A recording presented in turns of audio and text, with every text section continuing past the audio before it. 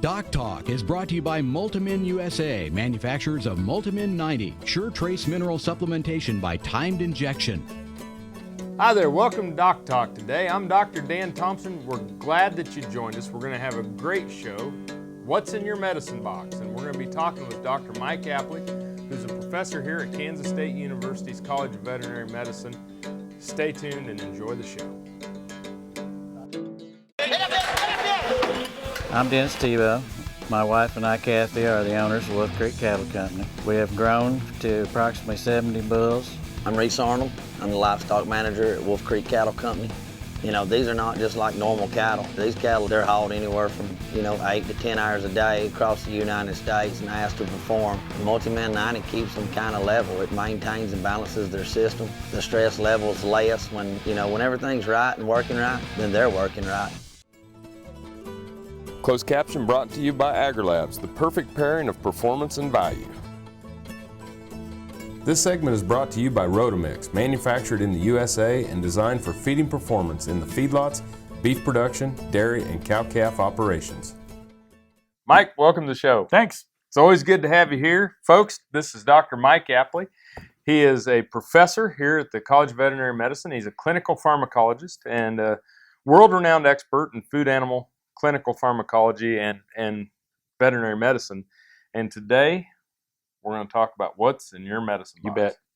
I thought we'd start out a little bit. I was in, the farm store the other day, walking around looking for some stuff, and so I stopped by the drug aisle and noticed, there's still quite a few drugs available over the counter. We can buy some vaccines, we can buy some antibiotics. So I grabbed a bottle, and I wanted to talk a little bit about the information that's actually on here to start. Because we tend to think about the label and we think maybe it's this on the back, and there's a lot of good information on the back of a bottle or the box. So this has warnings with the slaughter withdrawal, but it's important to realize that withdrawal time only applies if you use it exactly as on label. So this is an example, LA200, one you can buy at the feed store. Yep. Called over the counter. But if you use it different than is specifically put on the box or on the bottle, then you have to have a prescription for that. And one of the things it could end up doing if you use it different is to have a violative residue. And in that case, if you didn't have a veterinary prescription, it's not going to be a fun day. So there's also a label on the bottle.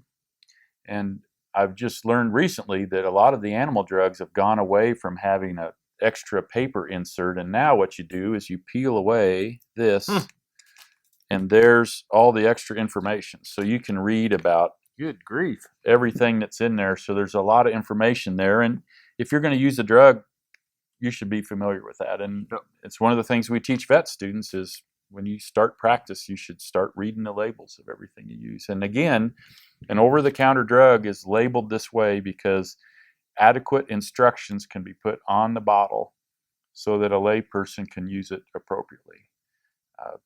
This antibiotic was labeled quite a few years back. All the new ones will be prescription. I can remember when it came out. Yeah, me too. Yeah, Date ourselves a little. yeah. So that's just an example of some of the information that's on there. And again, reviewing that's the directions that you have to adhere to.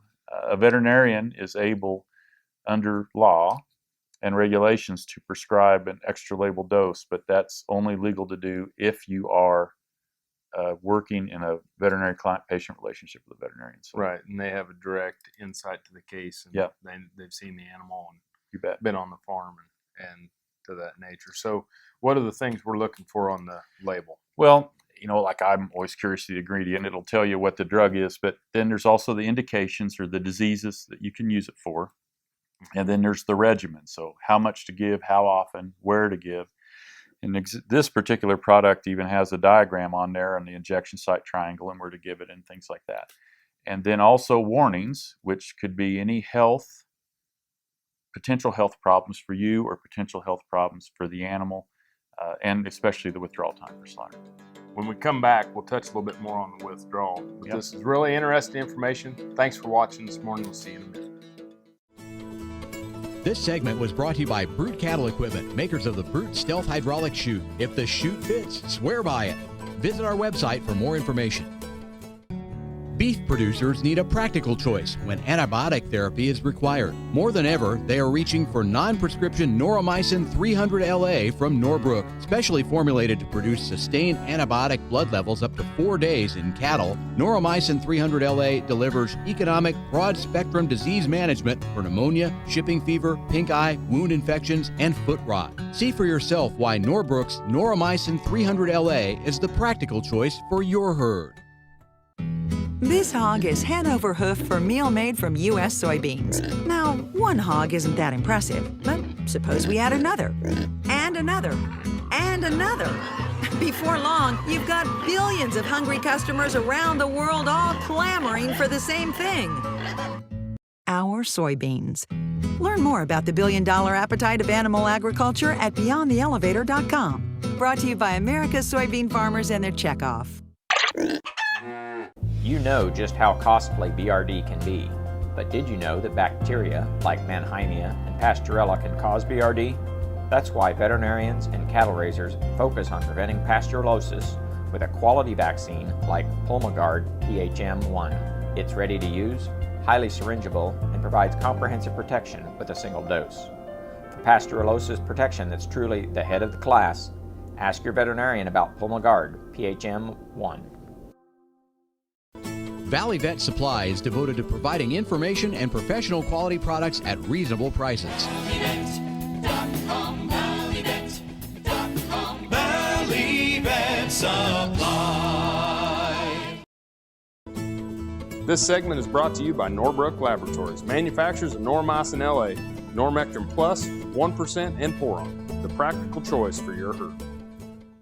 Hi there, folks. Welcome back to DocTalk. Dr. Dan Thompson here with Dr. Mike Apley, and we both teach here at the College of Veterinary Medicine at Kansas State University, and we're talking about what's in your medicine box. And we went through label directions and understanding OTC or what we buy. Now we're going to take it home. Yep. And so when you take it home, you have to store it. Right. And you can harm drugs or vaccines with excessive heat or cold. So any drug shouldn't be stored in excessive heat. And it'll talk about on the label, but usually when you start getting above 90 degrees, it's not a good idea. We use coolers when we go out with vaccines. It's a good idea if you're going to have drugs out all day too, to keep them in some type of temperature and controlled environment. So example, if you have drugs in your pickup and you're going to go to town and roll it up on a hot summer day and it's going to hit 130, 140 degrees inside that closed vehicle, it's not a good place for drugs to be, and it's not a good place to keep drugs for a lot of reasons. People will use refrigerators and keep their vaccines in them. One of the things to remember during the winter is that things can freeze in a refrigerator. Yep. And so we have a refrigerator out in a treatment shack that's not properly heated. We can actually have vaccines, frozen vaccines in there. And a lot of these vaccines that are pre-mixed, the ones that you don't have to reconstitute, a lot of the killed vaccines, etc. You freeze those, you're done a lot of times, and you shouldn't use them. Modified live become modified dead. Dead. And there's a couple ways to make modified lives modified deads. And one way is to mix up a bottle, mix up a 50-dose bottle. We only needed 20 doses out of it. And I've seen this happen. You put it in a refrigerator and you go the next day and you use it again. Those vaccines are good for a maximum of 3 hours, most of them. And you should be aware of your drugs, your vaccine specific requirements. But I like to mix them up and use them immediately. What about UV light? When in doubt, don't expose it. A lot of these drugs have specific packaging for blocking UV light, but it doesn't mean we have to test the packaging. So I like to keep things away from windows. I like to keep them covered. If it's a drug that doesn't require refrigeration, it's good to have it in a closed cabinet. I even heard earlier today that the UV light on anthelmintics and some of them anti-parasiticide, ivermectin type products that can denature them. Is there anything else I can do, like to the syringe to activate a modified live? You know, we like to try to reuse things, but one of the best things you can do with vaccines is if you're using disposable syringes, and just use a new one. Okay. If you're going to clean them, it's hot water rinse, and then make sure there's no debris in them. But if you use a disinfectant, like some of the blue liquids, chlorhexidine we use, if you leave any residue of that at all in the syringe, you will kill a modified live. So you are giving the diluent, the water that it's diluted in, to the animal, and you're getting no benefit at all. Well, I think it's some great information on how to keep things cool, how to keep things heated, UV light, all that. When we come back, we'll move on to needles and syringes. Oh, yeah. It's good to have you here. Folks, thanks for watching Doc Talk. We'll be back in a minute. This tip brought to you by Baytril 100 Enrofloxacin Injectable, now approved for use in controlling BRD in high-risk cattle. Baytril 100, right the first time, whether it's controlling BRD in high-risk cattle or treating BRD. Hi folks, it's Dr. Dan from DocTalk. Thanks for joining me for today's On the Farm tip. We're going to talk about extra labeled drug usage. Labeled drug usage is when I pick up the bottle, there's a label on it. And when I look at the label, it's going to tell me how much to give, how often, and the route of administration. Route of administration might be sub-Q, IM, or intravenous. Now, anytime you change the route of administration, or if you change the dosage, or you change the time in which you give those drugs, that's called extra label drug usage. We can't do that without the written consent of a veterinarian. So we need to follow label directions. If we don't follow label directions, we can wind up with antibiotic residues in the meat. And so when we do an extra label drug usage, we need the veterinarian involved. Thanks for watching today's On the Farm tip. I'm Dr. Dan, and I'll see you down the road. With BRD, every second counts. And when you get new high-risk cattle, you've got a choice to make. You can either take your chances and wait and see what happens, or you can take charge of BRD.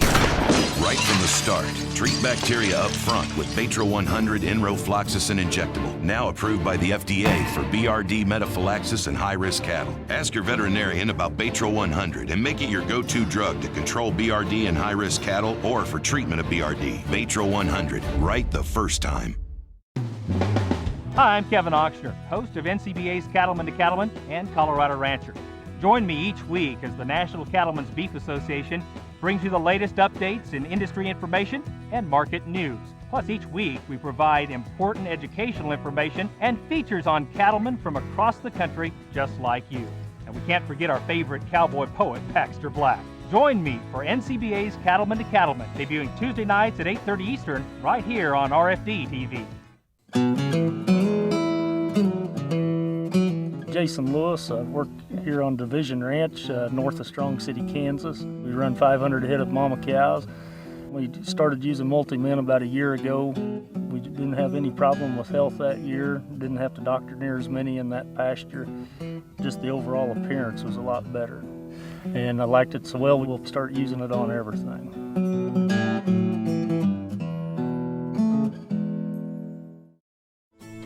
This segment is brought to you by Lalaman Animal Nutrition, dedicated to the development and production of natural and differential solutions for animal nutrition. Hi, folks. Welcome back to Doc Talk. Dr. Dan Thompson here with Dr. Mike Apley. And Dr. Apley is a professor here at Kansas State University's College of Veterinary Medicine in the Department of Clinical Sciences. He is a boarded clinical pharmacologist. And today we're having fun with a segment talking about what's in your medicine box. And we've talked about what's on the label in the bottle, storing your vaccines and your antibiotics and other drugs. And now we're going to talk a little bit about needles and syringes. And Dr. Apley, you do this, talk or process with many different groups. But what do we need to know about needles and syringes? Well, I do those talks, but one of the things that's taught me the most is having my own farm, and I've got my drug room. Right. And so you learn from, those, like a 60 cc syringe, they aren't cheap anymore. You get one of the plastic ones, and so you go, I'd like to reuse that. So it's reasonable to reuse them a little bit. Like if I give a shot of antibiotic to a cow, I'll label that with the drug I've got in there, because really under no circumstances should you use a syringe for different drugs. Okay. I'll make sure the outside's clean, and then to protect the inside, I'll cap it with a new sterile needle and then keep it back. I never try to hold a syringe with the hub open without a needle on it to use it again. So the needle size, I like 16 gauges for when I do a subcutaneous administration in a cow. Even with really good restraint, I don't use many 18 gauges, because I will with a modified live viral vaccine that's water. water Right. consistency. But if you're going to use an 18 gauge, you really need to make sure they're well restrained, because we do not want broken needles in our product. And so the 18 gauges are more likely to do that. The only time I use a 14 is for IV. If we have a product that we need to use a 14 gauge for to put under the skin, or in the rare cases we still put stuff in the muscle, we ought to really look at other products, I think. It's just an awful big needle. So the needles, how often should you use a new one? I don't treat animals every day on my small farm, but when I do, I usually get a new needle out. They're 15 to 30 cents, depending on what kind you buy and where you get them. To have a new needle that I know has no burr on it, is sterile, and then also I need to go into that bottle of medicine and pull it out. And I like having that new sterile needle on there to go into that bottle, because I want to be able to use out of that bottle again. And I don't want any contamination. I don't want injection sites. I don't want any problems. So when in doubt, new syringe, new sterile needle, go into the bottle and pull out. And what about getting rid of needles? Well, I use the either a designated container for that, one of the red ones, Sharps container, or I use a bottle, and a plastic bottle with a cap, and I fill it up, and when I'm done, I tape that up. You hear people putting epoxy in them, etc. I suggest people talk to their veterinarian about how best to dispose those and where to do that in their community. Veterinarians are getting rid of Sharps all the time in the hospitals and doctors' offices. As far as cleaning, we got about 30 seconds before break, but as far as if they're going to clean, like your draw-off assemblies. What I like to do with a draw-off assembly, which is the tube that comes down to a repeating syringe, I like to have sterile water for injection on hand and use that only to clean them, no disinfectants. And when I'm done with them, pump it out, pump probably 100, 200 mils through it, set it on 10 cc's and pump it. And then I leave that in there, cap it with a new sterile needle, clean it, wrap it in a bag, refrigerator until next time. Great information. Folks, when we come back, we're going to wrap up with Dr. Apley and talk about why you need to know your drugs. You're watching DocTalk, and we're glad you joined us. This segment is brought to you by Purple Wave Auction, the easiest, most straightforward way to sell used equipment. Purple Wave, straight, simple, sold. Dr. Sunny Ramaswamy, director of the USDA's National Institute of Food and Agriculture, or NIFA, was on the K-State Manhattan campus to present a special seminar entitled Setting the Table for a Hotter, Flatter, More Crowded Earth. The seminar, essentially a global view of food and agriculture and the transformative technologies needed to meet future challenges. But the United States, we have a demonstrated ability to feed the world, provided that we have the right resources, monetary and intellectual, and you bring together the best. I like to call it crowdsourcing, not just the federal government or the state government, but private sector, non-governmental sector, and all of these coming together, crowdsourcing the intellectual and monetary resources. I think we can do it. Dr. Ramaswamy, he is the director of the USDA's National Institute of Food and Agriculture. Cow-calf, stocker, and feedlot producers know that effective parasite control improves overall herd performance and profitability. Norbrook offers a comprehensive, economical line of pour-on and injectable parasiticides for every livestock operation. Consult with your local animal health supplier to set up a program that protects your investment and brings larger cattle checks this fall. See for yourself why the Noromectin line from Norbrook is the practical choice for your herd. The Kansas State University College of Veterinary Medicine is a leader in food animal research and education. Our researchers are constantly expanding the knowledge of animal health and food safety. Through the Veterinary Health Center and the Kansas State Veterinary Diagnostic Lab, we provide practical services for animal producers. Home of the Beef Cattle Institute, the college is committed to animal welfare training and research.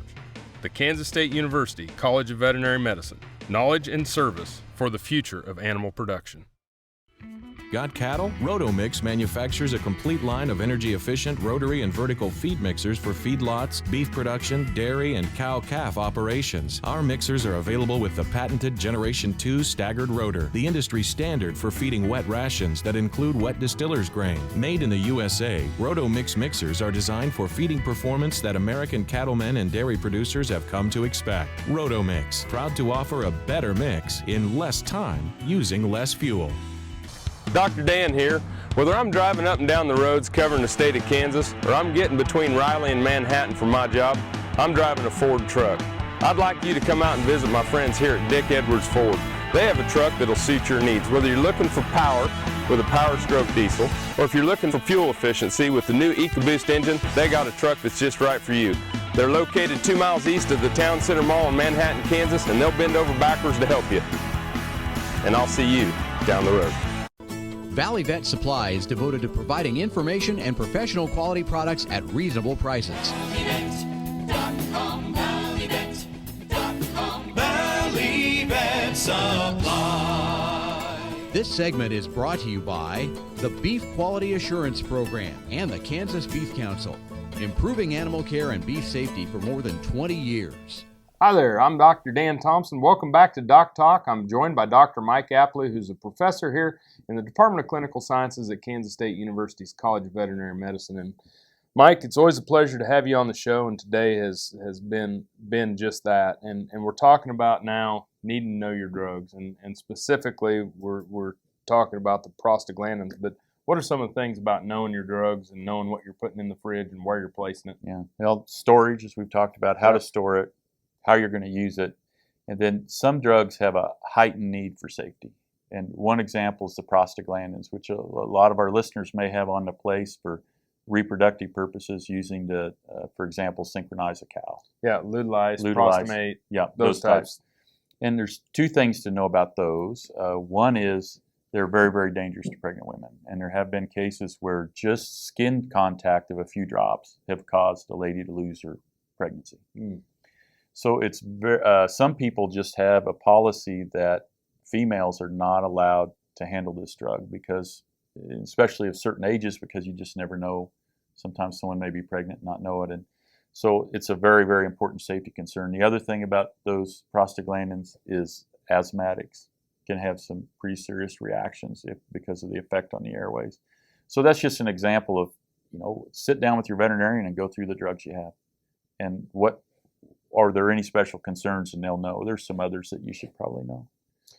And then, what are some of the things, like for keeping that bottle around so I can safely use the rest of it? I'm not going to use a whole bottle in a day or even in a month. Some of my antibiotic bottles may stay around for a year. Yep. And that brings up another point of monitoring the expiration dates and moving stuff on. And just get what you need, and don't get huge bottles at your expiration date. Because they can, even if you go in and buy it in a clinic, they can proportion it out into a plastic bottle for you or something like that. Yeah. So the big thing with that cork is treating that cork correctly. And you'll see some people just go in with the hub of the syringe. Yeah. And with no needle. With no needle, and I can understand why, because that needle gets dull when you go through there. But if you do that in a bottle that's going to stay around for a long time, you're going to create a really big opening in that cork, and one that could possibly let bacteria get through there, the bottle become contaminated, and things dry out. So I really like, on my place, I stay just using the syringe and the needle. But you always use a new needle going into a bottle. That's the biggest rule you could take from today to keep those contents of that bottle pristine and ready to use again, is stored at the right temperature and the right light conditions. Always go in with a new, clean, sterile needle, and that bottle will be there for you. Cool. Any last parting comments? You really need to sit down with your vet on the drugs you have and how you're storing them and how you're using the needles and which ones you're using, and have a talk about that and make sure you're getting the most bang for your buck, because these things aren't cheap. No. And as always, it's a pleasure to have you on the show. Always good information, practical information. Folks, Dr. Mike Apley from the College of Veterinary Medicine here at Kansas State University. And if you want to know more about what Dr. Apley and I do here at the Veterinary School at K-State, you can find us on the web at www.vet.ksu.edu. Remember, we always recommend that you work with your local practitioner. We appreciate you watching DocTalk today. I'm Dr. Dan Thompson, signing off from Kansas State University's College of Veterinary Medicine. Thanks for watching, and I'll see you down the road. Closed caption brought to you by AgriLabs, the perfect pairing of performance and value. DocTalk, produced in cooperation with Drovers Cattle Network and Bovine Veterinarian.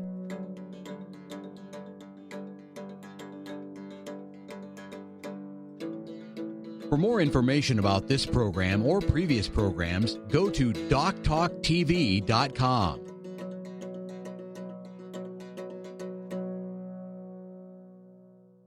DocTalk was brought to you by Multimin USA, manufacturers of Multimin 90, sure trace mineral supplementation by timed injection.